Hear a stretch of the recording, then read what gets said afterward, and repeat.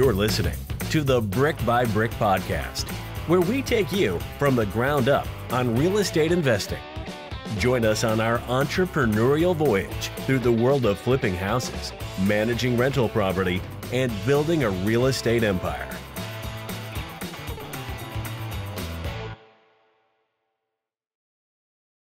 Welcome back to the Brick by Brick podcast. Thank you very much for listening and or watching. I am John Erico here as always with Ryan Goldfarb.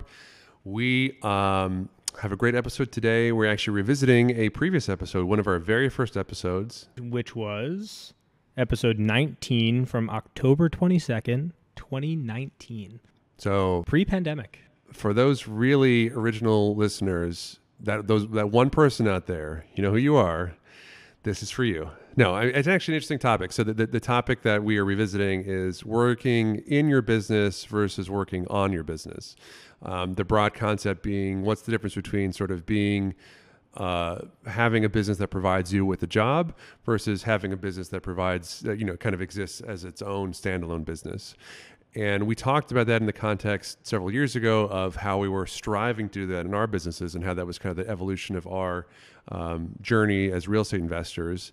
And we want to revisit that topic now with the, experience of almost 3 years behind our backs, if you will. Yeah. So in the spirit of this being a little bit of an update episode, we will probably end up calling this Still Working in Your Business instead of On Your Business. Having said that, I think we've definitely made some strides in this department. Yeah. So maybe we can set the stage a little bit with some context about how Ryan and I kind of got involved working together. Ryan and I did not necessarily come from real estate investing backgrounds. I'm an attorney, and immediately prior to doing real estate, I was running tech startups in California and New York, one of which was in the real estate space, but didn't really have in my mind that I was going to be doing real estate, full time as a sort of career or profession. And when I started doing real estate, it was just my wife and I essentially buying stuff out of our own money, originally just because we needed a place to live, and then it sort of evolved into a money-making scheme for us. But it was very clear throughout the entire process that we were, it was something that we did personally and kind of did everything we could to save money and make money through it. Not really thinking about it as a standalone business until much later, around the time, I think, when Ryan and I started working together. And Ryan, I think that your career path is, though different in the details, probably thematically similar to what I just described. Yeah, I was working in real estate finance, so I guess tangentially related or quite directly related to real estate investing. Though in that context, I was not myself a real estate investor. I bought my first deal. Well, you invested your time in the. That's true. I did. I invested my time for someone else to make money. So I guess there was an investment on my part, just not much of a return. So while I was at Wells Fargo, I bought my first deal locally in Jersey City, which was a fix and flip. I had actually maybe 2 years prior to that, I guess that was officially my first real estate investment, which was a turnkey single-family rental out of state in Memphis, Tennessee that my brother and I bought. I see that so many times on your real estate disclosure list, and I was like, oh, yeah, that one, yeah. So there's that one. That I almost don't even consider my first real estate investment because I did almost nothing in that deal. And then fast forward 2016, I started doing real estate full time. I left my job at Wells, and I've been doing rehabs, flips, rentals, tax lien investing, a little wholesaling, and now what we're doing, which is primarily short-term rentals, ever since. So our evolution kind of working together and wanting to create businesses together began with our construction company. And we have many episodes on why you should not start a construction company, but that is how we started. And I think from the start of that, we kind of envisioned that as being a business, kind of a standalone business that we would both contribute to. And we can get into the successes and failures of that.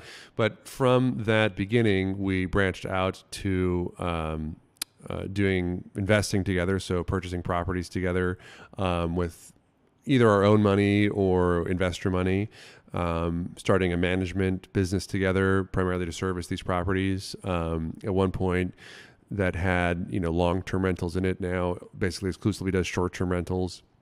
And then the latest kind of incarnation of that, starting this fund together that listeners of the podcast are familiar with, that we've referenced several times, where we invest exclusively in an opportunity zone in Atlantic City.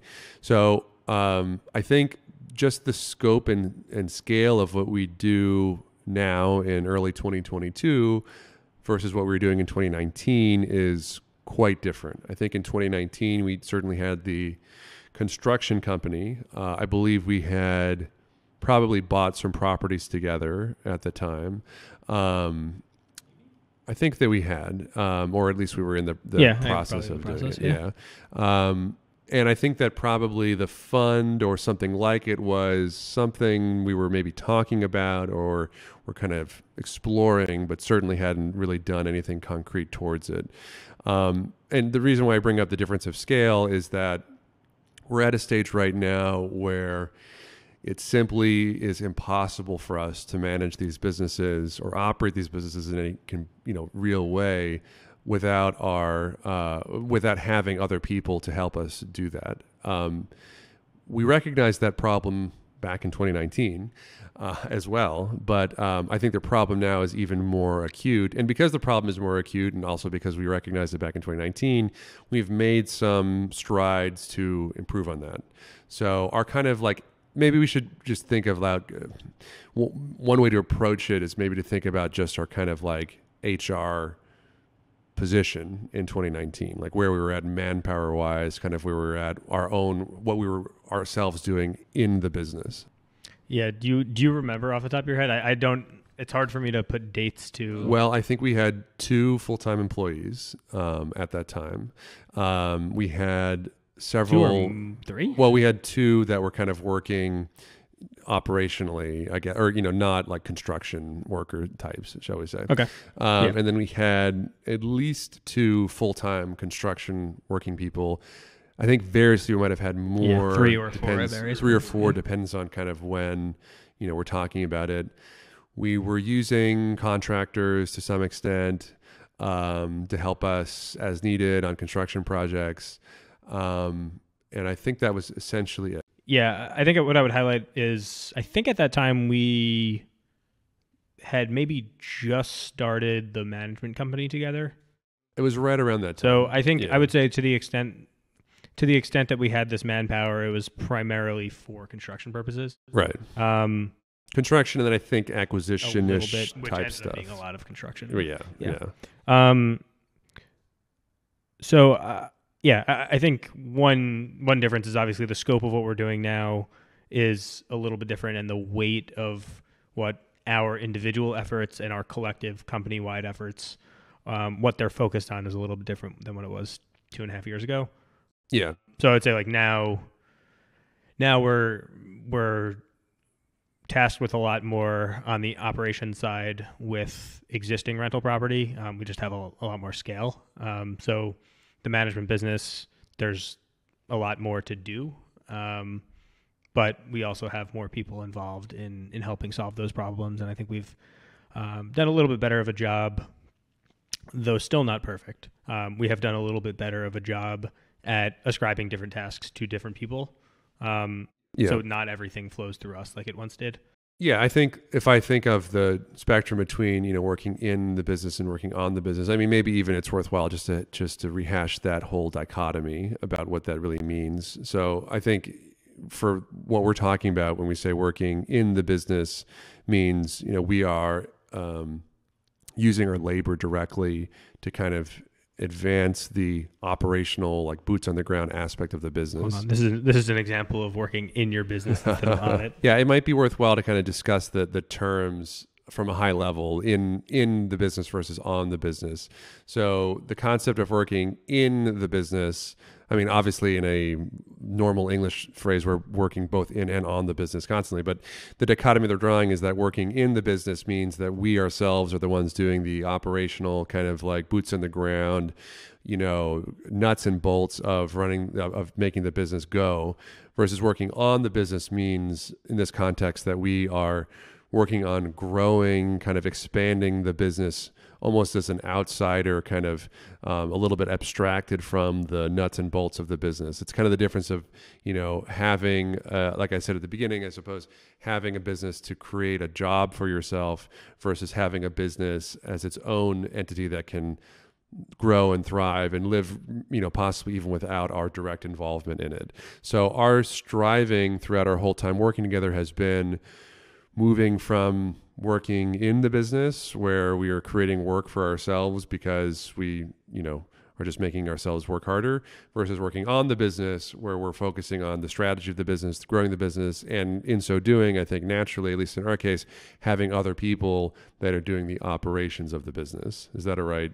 Yeah. I mean, I think one phrase you often use, which I think applies to working on the business, is building the machine that builds the machine. So, creating the systems and the processes and the mechanisms for the business to not only grow, to not only operate without our direct involvement, but to continue to grow without our direct involvement. Right. So compared to where we were in 2019, I think we've moved further in the spectrum to working on our business in that verbiage, but we're still very much working in the business on an almost constant basis. So. Yeah, I think we most recently would have answered the question about what our biggest pain point was by saying day-to-day construction management. I think that is still certainly a problem, but I think we have a construction manager, at least for all of our projects in Atlantic City now. We have a construction manager who has been certainly helpful in that regard. So maybe we can even tease it out kind of like that, in that way. Like we can say, here are the ways where we originally were working in the business, and now here are the ways we've solved that problem. So let's quickly just run through maybe the different functions that we have across the board. This is going to be a little complex because there are different functions, but there are also different functions within different businesses. So I guess a few different ways to think about high level, the different businesses that we operate are a property management company, a construction company, a investment development company, and then I guess sort of as a subset of the management company, we have a short-term rental brand, a hospitality brand that we are building out that will kind of touch the management business, but it will also feed into our development business a little bit as well. Right. Within all 3 or 4 of those businesses, there are different functions that we have to perform, like accounting and finance, fundraising. We have to do the operations for each of those businesses. So for the property management business, that's handling things like maintenance. For the construction business, that's making sure the construction is moving along. I would say, I guess, operations for the development business would be managing the construction and managing the management, but also doing things like finding deals and doing investor outreach. And I guess there's like kind of an overarching theme of marketing across all of the different companies and the different brands. And something like what we're doing right now with the podcast would probably best be categorized as a marketing function.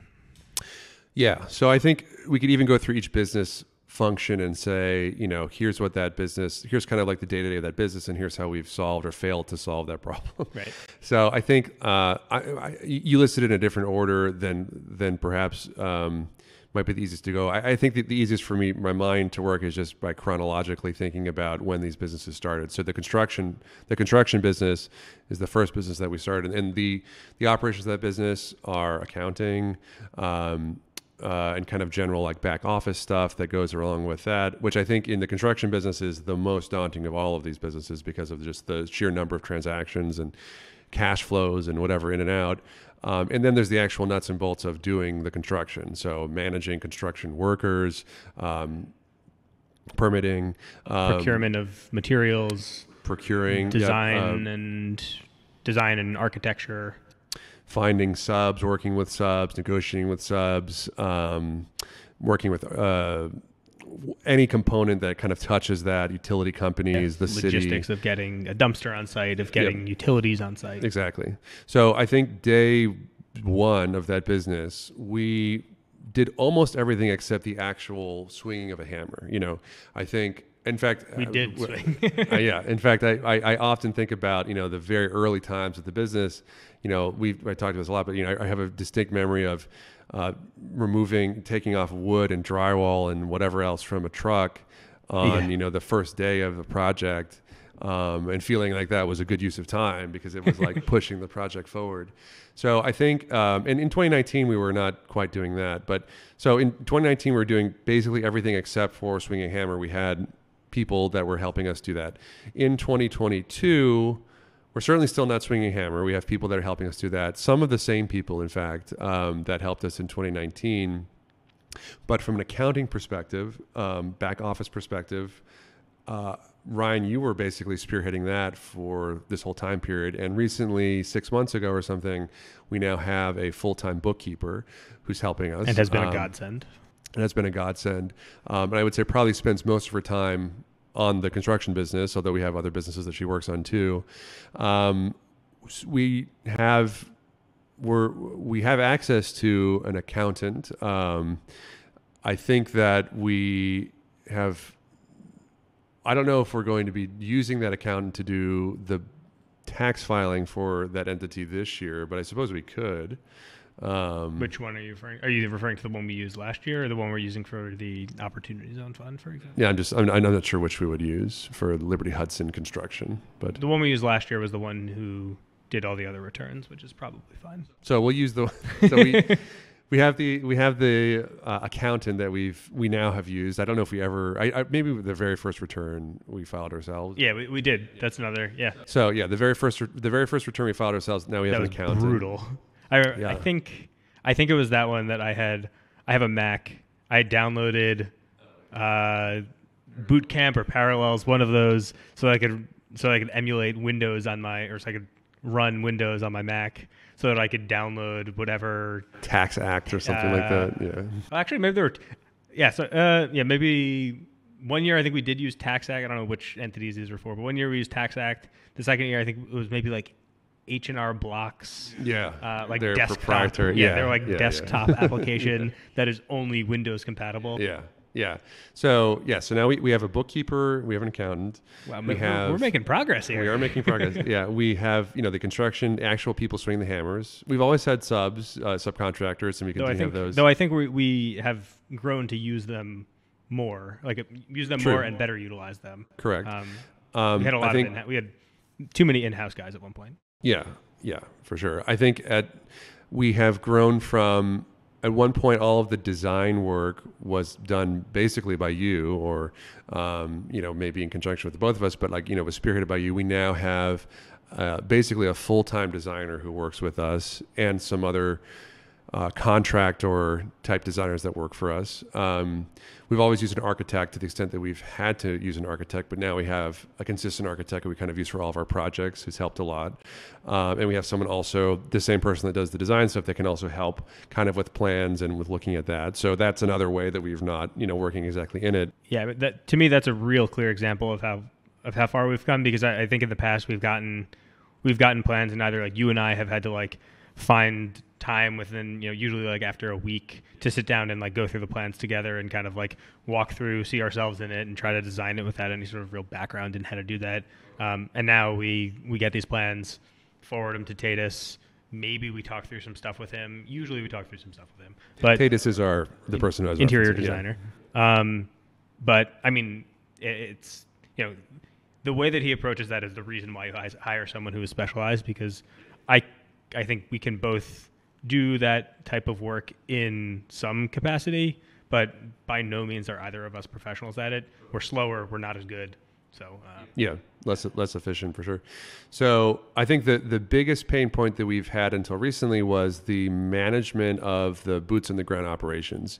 So it's kind of overseeing all the things that we're describing, overseeing to make sure that the construction work, the people that work for us full time are there doing what they're supposed to be doing, overseeing the subs, getting prices, working with the architect, scheduling, permitting, working with utility companies, quality control, procurement. And a lot of that has been solved recently because we are now working with a construction manager, almost like an in-house GC, to do a fair amount of that stuff. And we're kind of ramping that person on more and more to be a bigger part of our operations. But that has been probably the biggest recent change to our operations in that business in a long time. And I think that is great. Still right now, I spend a fair amount of time personally, overseeing aspects of construction. And I think that when we go down to Atlantic City, which is where we're doing the construction mostly right now, we spend a fair amount of our time doing that task, which is just visiting job sites and overseeing to make sure that stuff is okay. But the goal with this person is to transition us increasingly away from that operational burden and allow him to just kind of take the reins on it. Yeah, I think two things that come to mind within the construction context. One is I think we still spend, to the extent, like there are certain things that I think are natural things for us to take off of our plates now. I would say like invoicing and paying people is one example. And then a lot of the kind of interim communication that happens.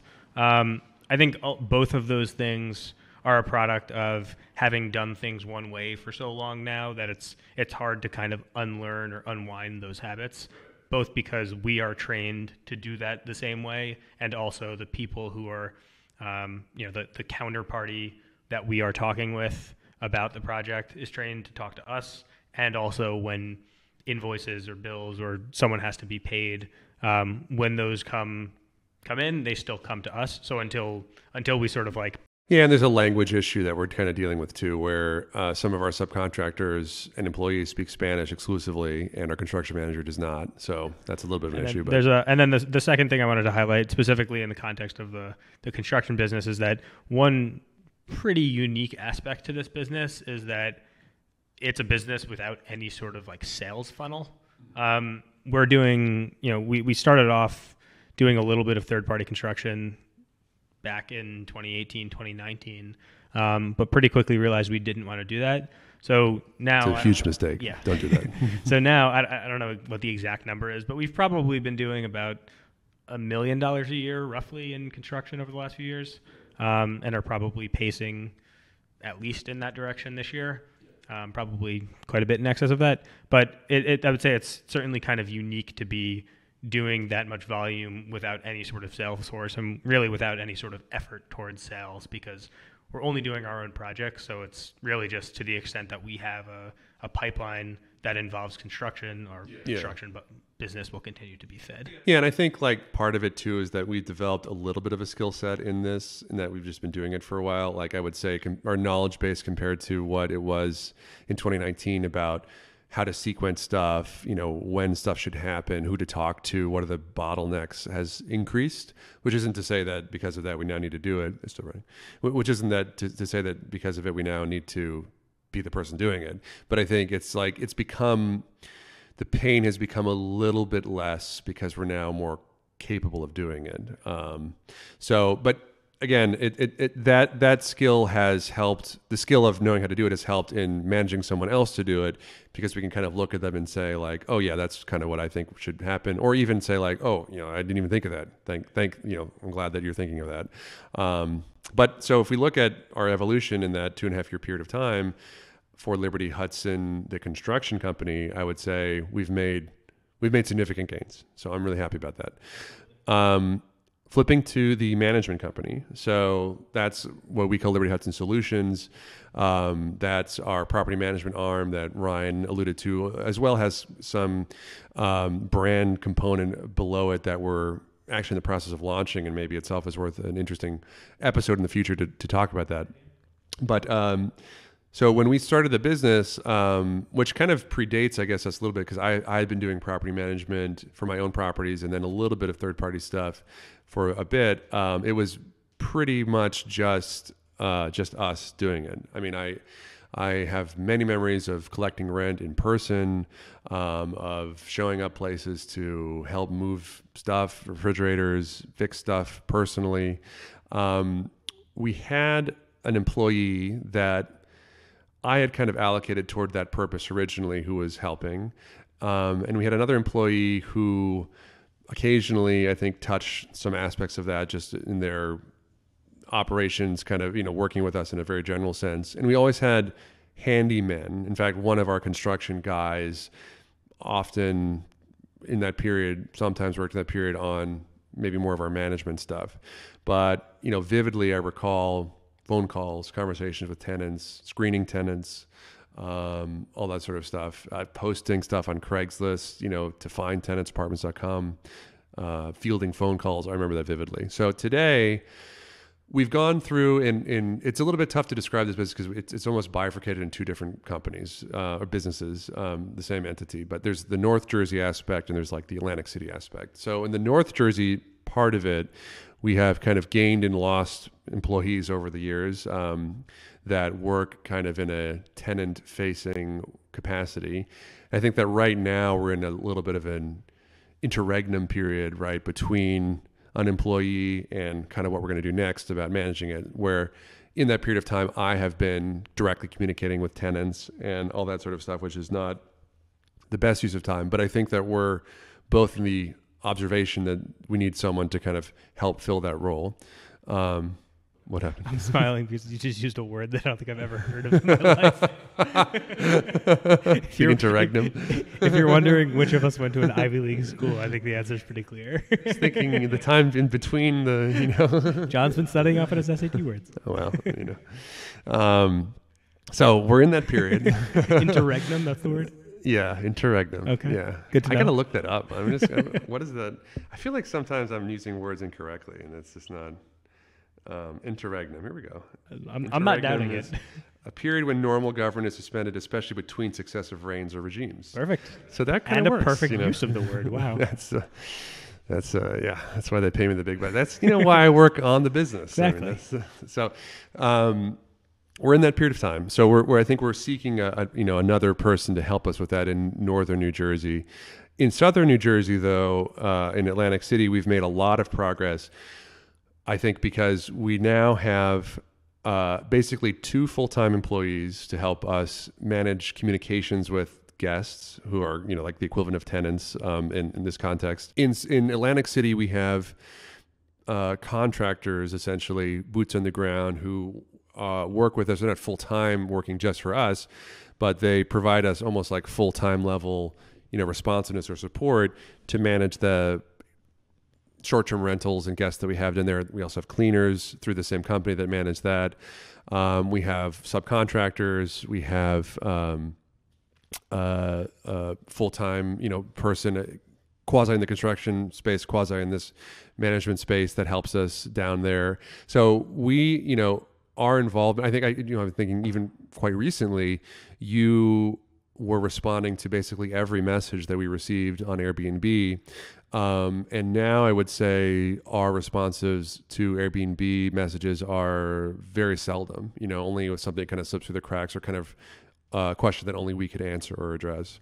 So we're still quite involved, I would say, operationally in just overseeing these people. And I think that we're just talking about this recently. We don't want to have that level of oversight anymore because it does suck up a lot of our time. And we think that the people that we have on our team, we can kind of hand off. We should be able to hand off these tasks to them without us having to kind of look over their shoulder and say like, oh, are you sure that that's, being handled properly? Yeah. One point I want to make, I don't want to get too sidetracked here, but I think it's worth pointing out that for all of these aspects of the business where we have brought in someone else to help, or where we have outsourced, or where we have otherwise taken something off of our plates, I think it's worth bearing in mind that even when something is off our plates, it still requires our involvement. So I can think, accounting, I could think guest communications. Those are examples of things where even though we have someone in the role of kind of shepherding that process, there are inevitably transactions that we need to discuss with the accountant, or there are issues that arise with a guest that require our input. And I think part of this whole process and part of the journey of working on our business instead of in it is that when those things occur, we provide the necessary feedback and training, coaching, whatever you want to say, the guidance, so that when that issue comes up again in the future, there is a better means for that, the person in that function to handle the issue on their own without having to come to us. Yeah. And I think the degree to which we can both scale the business and remove ourselves from operations will be in proportion to the amount of time that we can do that. Right. I think the nature of the business, both of the businesses that we're just talking about, is that because we are, where we are in the hierarchy of almost management, right? Like, because we're directly managing, in the case of the management company, we're directly managing like the boots on the ground people. We are always going to have some involvement in that. At some point, perhaps we will directly manage someone who in turn manages those people, but we're not at that scale yet. And we just are transitioning, I think, to this point exactly in the construction field, from directly managing the construction workers and the subs to managing someone who in turn manages those people. So I think the point is, or the lesson is, along that journey, it's important to not just say, oh, we have a person now, they're going to take this off our plates and we're going to be good. It's acknowledging the fact that we're still going to be involved, and it's an evolving process to get to the point where that person is more and more and more autonomous. Right. And you need to give them the tools and the knowledge to be able to do that. Yeah. So flipping to our last business, which I think also in the time scale is the last one that we have ramped up, the development, investing, acquisition, whatever you want to call it, company, which I think includes the fund and our own projects, acquisition wise. From an accounting perspective, and I guess I should say, the Liberty Hudson Solutions, the management company as well. Again, you were spearheading the accounting. Now we have the accountant that helps with that back office stuff, which is great, and the bookkeeper and the accountant, I should say. In the development company, I would say that's probably the one where, in terms of personnel, we are least staffed. So we have the bookkeeper who helps us with bookkeeping. We have the accountants who will help us with our accounting, and the accounting for the fund entity is pretty complex, and it's great that we don't have to worry about that in a direct sense. But in terms of acquisitions, putting together financing, investor outreach, marketing, all that sort of stuff, we are still quite involved in that. We do have someone that helps us with investor relations, sort of on a part-time as needed basis, which has been helpful. But we don't really have anybody doing anything with acquisitions. We don't really have anybody doing anything with financing or whatever. We don't really have anyone working in finding more money for us or whatever, development or whatever, that looks like. I think there's also an operations component to the development company. I think if we were to take away the fact that we have a construction company and a management company as a development company and an investment company, we would still be spending a fair amount of time managing the construction process and managing the management process, but that would just really be managing a subcontractor instead of managing ourselves. Yeah. I think it is important to note that we now have a transaction coordinator who we've been using, who helps to facilitate that process. So a transaction coordinator in this context is someone who kind of quarterbacks the closing process for property, and then makes sure that everything is sort of appropriately set up for us when we close. So utilities, taxes, all that sort of stuff. So that's been very helpful. And then our VAs, our virtual assistants, will kind of bite off parts of this, I think, as needed. I could imagine they've done some things that help, setting up utilities, making sure things are paid on time, that sort of stuff. But I would say, to the extent that we're not, the reason why I bring it up in a negative sense, I suppose, is that I don't know if we're really actively searching for someone to do any of these roles right now. I think our goal has been to extricate ourselves from the day-to-days of the construction and management company. I think from the development company perspective, it's almost as though our skill set is still needed for those companies because, for example, if we're raising money, that still relies on our personal connections. It's not something that we could really easily outsource to somebody because these are people that we personally know who we're raising money from directly. Maybe we don't need to be constantly holding their hand or whatever after we do it, but that's an aspect of it. I think acquisitions and all of that, which is very tied into our, financial kind of thoughts and our big picture thoughts or strategy thoughts. I think that's something that is in our domain right now, Yeah, I think it is worth pointing out that I would say like we are in the process right now of hiring someone or possibly more than one person to help with both social media and just marketing in general. And I think that will certainly pay dividends on the development company side. Yeah, I think in that case it was on our plates, but our plates were so full that we never even turned to it. So yeah, just like having somebody doing it is going to be better than both us of us not doing nothing. Exactly. And then the second thing, to your point, I think acquisitions is something that I've thought about as possibly a next step for taking off of our plates or for bringing on someone to help with.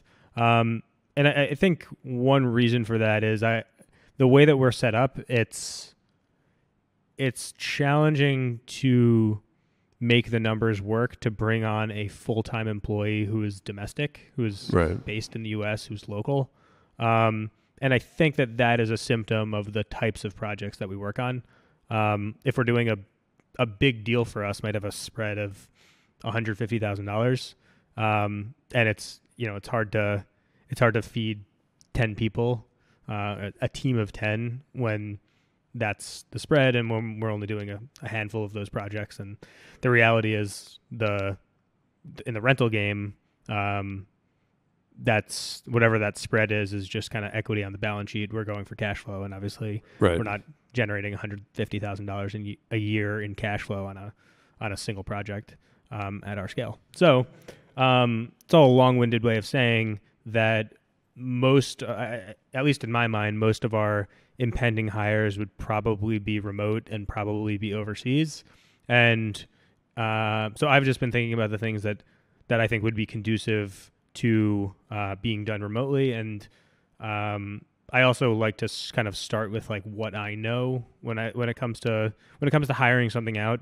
I have a much easier time doing that with something that I know fairly well and understand, so that I can teach someone and so that I know what the expectation should be, as opposed to something that I know very little about. So I think this is a big change in our philosophy and our mindset from 2019 in two ways. I think in 2019, we were of the mindset of trying to bring everything that we could in-house. Mm-hmm.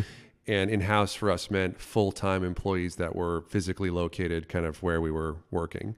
That was what we were, we had 2 full-time employees that were physically near us. And then we had those construction people that we mentioned.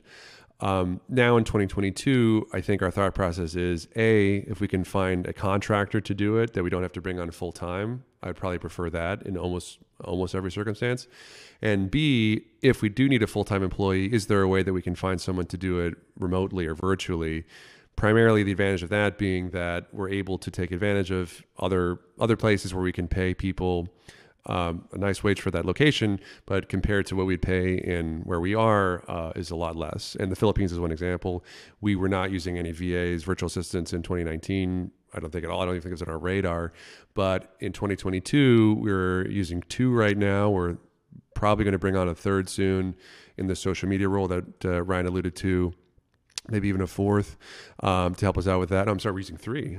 We have our bookkeeper, So we're using 3 currently. We might bring on a 4th or even a 5th to kind of help us with that. And those, and we've actually been through several VAs, kind of in finding our current VAs, and that has been, I think, those 2 changes. So like in-house full-time versus contracting, and then when we do in-house full-time, let's do it kind of at someone virtually, have been really huge to enable us to get to this point. I think you read books about kind of like whatever, what is like the 4-hour work week or something, like get 50 VAs to do everything in your life. And you kind of read and you're like, oh, like how could that ever work? But I think in, our experience is like, that is possible. Well, I think there's been a big lesson embedded in that. And that was at the beginning when we first conceived, like we had a VA, at least one VA prior to the 3 that we have right now. And I think one big lesson that we've had was it's very hard to find a good VA when you don't know what it is that you're looking for. And I think at the beginning, we kind of set out looking for someone who would just be a generalist or someone who'd be kind of a clone of us, but remote. And not to say that type of person doesn't exist, But A, it's very hard to find that type of person. And B, even if you do find that person, it's very hard to train that person and put them in a position to succeed when there's not a clearly defined expectation for them.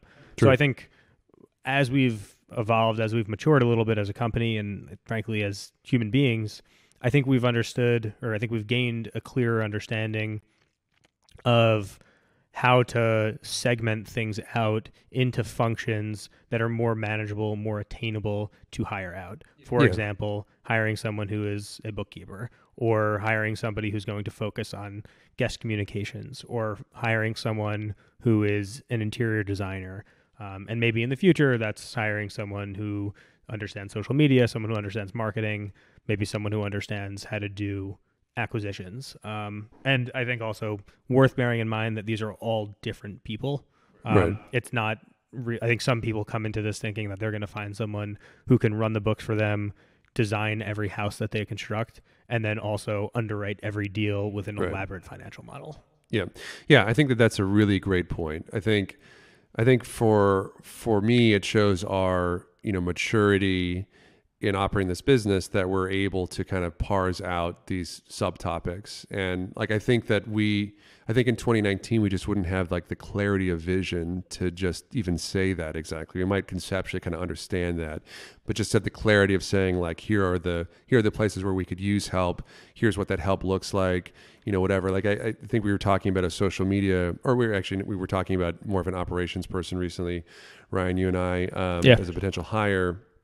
And I like the way that we had approached it, because it was sort of like, we weren't just thinking like, oh, we just got to find someone, like, we'll just, whatever, we just got to find someone. We were kind of being thoughtfully like, well, what really would be their role? Like, what exactly is their scope of responsibilities? Is that a reasonable scope of responsibilities for one person? When would they work? What would be their qualifications? What would be, what kind of background might they have? What kind of can we afford them? Like, what would be, what we need to pay them? Like approaching it from that perspective, which I think is what mature businesses do, is a lot different than I think our first hires, which are kind of like, we just need somebody to help us, like I need help. I think at the time when we first started, we were too overwhelmed with all that we had to do, that we couldn't even segment out what it was that was overwhelming us, or most overwhelming us.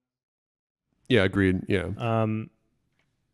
If I think we've probably now gone through all of that's the main three. I think we those are the three entities, and so I think we've shown improvement in all three. Yeah. So.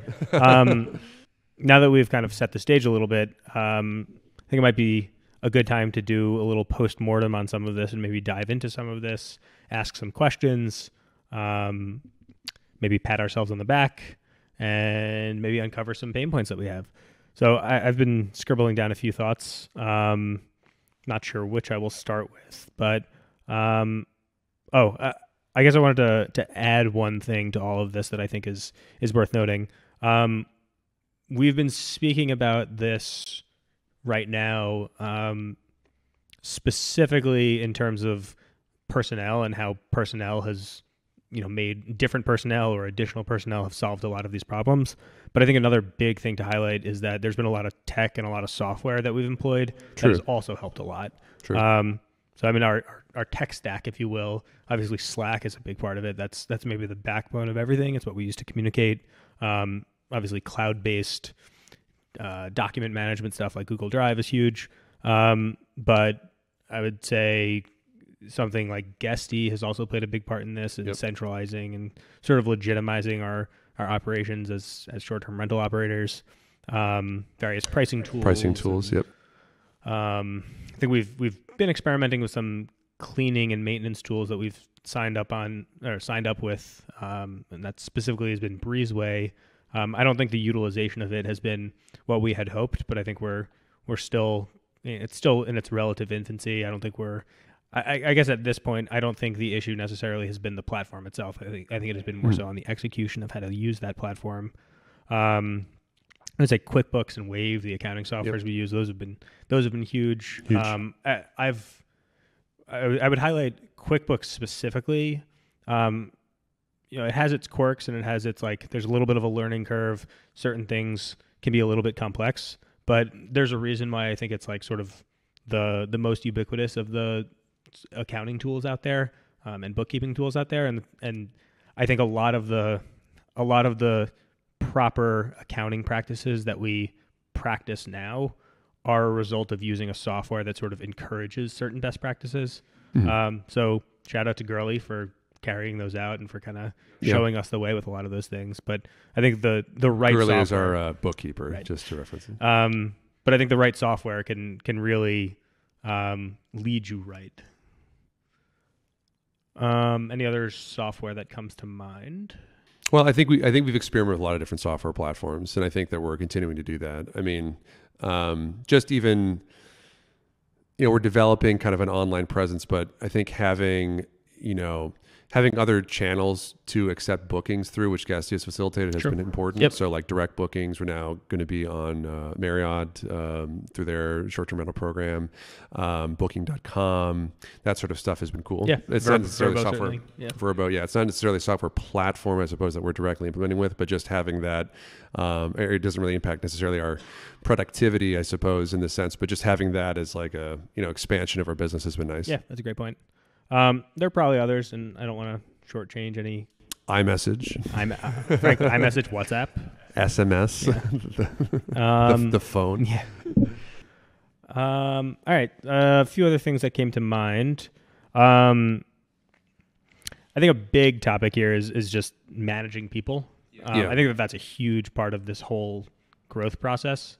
I think it's something that we're both learning, frankly, on the fly. I have, prior to being here, prior to doing my own thing real estate wise, and then later working with John, I worked essentially at an entry level role at a big bank. So I had nobody working beneath me. I had zero managing responsibility. So it really wasn't until we were working together and we either were managing subcontractors or our own people that I've really had to have any sort of management experience, or that I've gained any management experience. So there's definitely been a learning curve there. I think we struggle with certain aspects of this. I think we've made a lot of strides in certain aspects of this.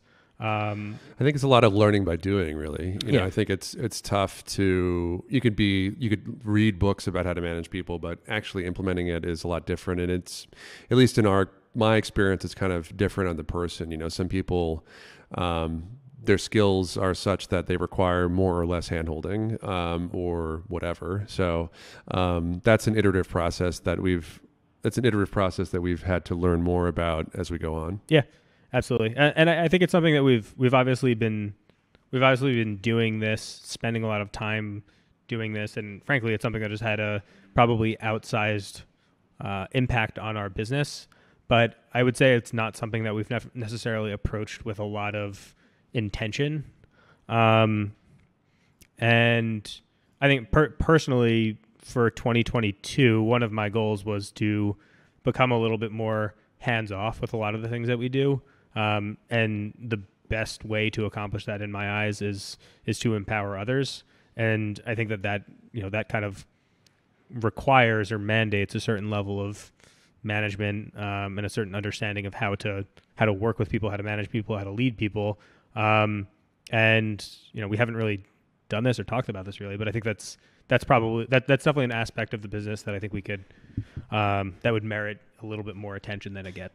Agreed. Yeah, I think so. I think it's becoming more important the more people that we have working for us. Right. So, and I think one thing we've implemented recently, which is your suggestion, Ryan, which I think is a great one, is having weekly check-ins with people.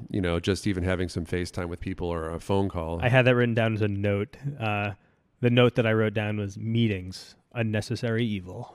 It's true. I mean, I think we were saying this back in 2019 about how people that are entrepreneurs want to work for themselves are very skeptical of the concept of having meetings and anything that seems procedures, corporate, right? It seems like, oh God, like this is why I left corporate America. Right. But as I said then, and I continue to agree with conceptually, there's a purpose why these companies have these things, and to the extent that we implement them, I mean, we're not having people fill out forms or whatever every day, but having check-in meetings, having some type of procedures, having checklists, things like that are hugely important. Yeah, and I think as we go along, they're important for the manager, I think, more so than the employee. And so when you're an employee, you're like, oh, these are stupid. But when you're in the position of a manager, it's like, oh, I get it. I agree they're important for the manager, but I do think they're important for the managed. Because at least the way that I work, I know I benefit from structure. Mm-hmm. And sometimes when there are things that I'm overwhelmed with or overwhelmed by or struggling with, sometimes a little bit of structure and a little bit of force or guidance is what I need. Yeah. And sometimes a checklist or some type of like bureaucratic mechanism is the way to unlock a little bit of that momentum. But I think it's also important to bear in mind that as we go along, I think it's each, meetings themselves, like just having a meeting is not going to solve problems. It's about having the right meeting at the right time and approaching the meeting in the right way. So I think it's important to like constantly be reflecting on that and not just fall into the habit of doing things for the sake of doing things because it seems like what you're supposed to do. I think a related thing or maybe a subtopic of leading people and managing people is the means through which we can hold people accountable. I don't think that's something that we were great at when we first started. I think it's not something that we are all that great at today, but I think it's something that we're definitely getting better at. I think things like these meetings are exactly, yeah. I think like the kind of concept of confrontation in that sense has always been difficult for us. And we've talked about this before, I think maybe even in this context exactly. But yeah, like sort of calling people out is tough and letting people go is tough. And we've had both of those that have come up to us. I think we're trying to kind of be faster and better about that. But I think the fact that we're thinking about it and talking about it is a step towards doing some of these things. So yeah. Right. There's something I have written down. I'm going to be honest. I wrote it down maybe 20 minutes ago and I don't remember exactly what I was thinking when I wrote it down. What I wrote was the small business paradox.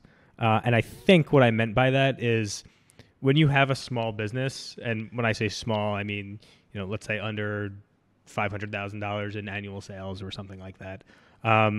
When you have a small business, there's only so much margin to go around. Mm-hmm. And oftentimes, you still, as a small business, you still have to do all of the functions of a big business. You still have to do accounting, finance, operations, sales, legal, compliance stuff, all of that, marketing. And in the absence of that scale and in the absence of those larger margins, you simply don't have the capacity to bring in a single person to do all of those things. Yep. You either need to get really lucky and find like your one hire who's going to be able to wear enough hats that you can take those things off your plate, but that's probably unrealistic to expect. Yeah. Or you yourself have to kind of wear each of those hats a little bit. So I think that's something that we had struggled with for a long time. I think we have the benefit of a little bit more scale now, which allows us to, for example, hire a bookkeeper because they're remote. So the cost of hiring a full-time employee to do that function is not as high as it would be locally. Yeah. And B, we have the scale both because our individual businesses have grown a bit, but we also have the scale of being able to deploy that person across multiple businesses. Yeah. That makes some of these hires a little bit more attainable. It's a really great point. I hadn't even really thought of it in that context, but it makes a lot of sense because, even if you're making, we talked about this, I think, in earlier episodes about, real estate success, right? Like even if you're making a great return on a real estate investment, your raw dollar amount might be low. And I think at the beginning of our real estate investing career, we're making good returns in some of our projects, but that still meant that the take home pay for us was, low. And so splitting that with other people to kind of facilitate that is tough. And I think we've kind of like we've taken those growing pains, we kind of like swallowed our medicine, like went through the harder times, and we're now emerging from that, chaos essentially in a more ordered way where we finally have the resources, exactly to your point, to expand and also to take stuff off our plate. So it's exciting. Yeah. We're racing against the clock here, so let's see how much we can squeeze in the last few minutes. This is a longer episode. I just wasted a lot of time babbering about, interregnums. So. I jotted down earlier a few things like focusing on processes and identifying and solving problems. I think these, in a lot of ways, are also a subset of the managing people heading, which is kind of the leadership aspect of business. And maybe a better way to say it is it's the way you get to the way that you get to kind of hire yourself out of the business. It's by having these processes, and it's by identifying problems and solving problems. I think that's kind of a running theme, I would say. And absolutely. I think we get caught up. I think we get caught up during in a lot of days identifying and solving small problems, and by that I mean problems that are like exclusive, like only matter in the moment, and we let a lot of problems slip by that we could solve by better training someone, better giving someone. I think it's This morning I feel like I had a moment like that. Go ahead. Yeah, I think one way to think about that same concept is being reactive versus proactive, right? Like a lot of the times we spend reacting to small things, and bigger things that come up, the solution to that is to have been proactive, right? Or to be proactive, to solve, to create a system to solve those types of problems in the future. So we talk a lot about how a lot of our time is just reacting to things that are happening to us, but we're not being proactive in terms of being strategic or thinking about how to solve this problem forever, not just this one time. Right. Yeah. I guess I had a little bit more of a micro example of that. What I was thinking about was in the context of something like guest messaging. As I said, we have people who do guest messaging on our behalf. We have 2 VAs specifically who help with it. John and I still step in here and there and answer a fair amount of questions, but there's been something that I think has bugged both of us for quite a while, and that's sometimes the style or the method by which someone communicates. One of our team members in particular, and we've probably acknowledged it to each other probably 4 or 5, 6 times. The conclusion we came to is maybe that person is not the best fit for what it is that we have her doing, and I think that's entirely possible. But I also think that rather like for every time in the past that one of us has just jumped in and responded to a question because we weren't confident in the way that she would have answered the question, we would have been much better served if we just spent the same amount of time responding to her and coaching her on how to answer that question in the way that we would have liked. Right. And only recently have you reached out to comment about that. And I think that's great. Yeah. And not to say that means that like she is the right person for that role, or that's the best way to deploy her. But it's at least an effort in trying to solve a problem that will hopefully eliminate a future. Yeah, it's an effort in being proactive. It's saying, I'm identifying this problem. I want to identify a way to solve this problem forever, not just in this one incident. Right. Yeah. I think we have to wrap up, which is unfortunate because I have a bunch of notes here. But there's a snowstorm coming, so I have to get back to my home. I think John has dinner plans. Yeah, and this is a longer episode, but I think what it means is that we should continue to have episodes like this to continue, because there's a lot to it, and I really like talking about the business of running a business at times in this podcast. I enjoy talking about the real estate stuff and the STRs and all that, but I think sometimes it's fun to take a more macro look at what's going on. And so I hope you guys have enjoyed it. If you are able to follow, like us, comment on this topic in any way that you're watching it. If you're on YouTube, you can comment directly on it. But if you're able to do that, we would really love you doing that, because it shows us who's watching and how you like to consume the content and what you like to see. We always love talking to people who watch or listen to the podcast. I think all the time we have people reach out to us, and it's really fun. The best way right now to talk to us is through email. My email is John, JOHN, at libertyhudson.com. Mine is Ryan, RYAN, at libertyhudson.com. This is definitely a topic that fires me up. So if you can relate to this, if you're in an entrepreneurial role and have faced similar things or are facing similar things, I'd love to debrief on it, chat through it. It's definitely something that I get a lot of value from. And yeah, one thing that Ryan told me recently that is great for everyone to know is that Ryan's a great endurance athlete. And I just know that about Ryan. So he's ready to go run a marathon right now. He's going to do some CrossFit. So that's couldn't be further from the truth. But he's fired up. That's it. So yeah, thank you guys so much for watching. I really, really appreciate We really appreciate all of the feedback, suggestions, comments, and we'll be back next week with another episode. Until next time, take care, and we'll see you soon. Thanks for listening. Don't forget to visit us at BxBreakRealEstate.com for free content to help you along your real estate journey and to follow along on our projects. Subscribe and rate us on your favorite podcast app and engage with us online via Facebook, Instagram, LinkedIn, and BxBreakRealEstate.com. See you next time on the Brick by Brick Podcast.